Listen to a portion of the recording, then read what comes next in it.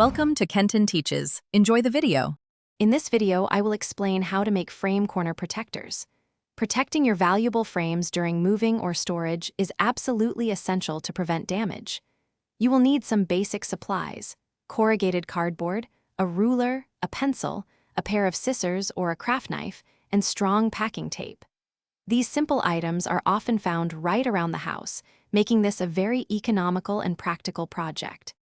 First, measure your frame's depth and decide how long you want the protector sides to be, usually around 3 to 5 inches.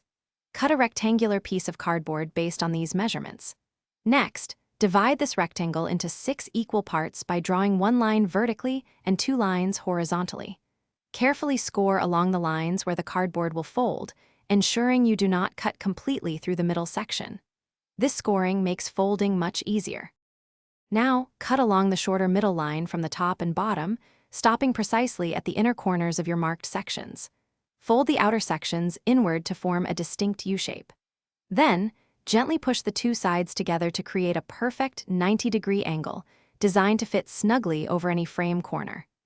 Use strong packing tape generously along all the seams to ensure the protector holds its shape securely. Once assembled, simply slide these custom-made protectors onto each of your frame's 4 corners. For extra stability and peace of mind, you may apply a small piece of tape to secure them directly to the frame, being careful not to touch the artwork itself. These sturdy cardboard protectors provide excellent cushioning, safeguarding your frames from bumps and scrapes during transit or storage, and they are easily reusable for future needs. Thanks for watching. Please subscribe if this video was helpful.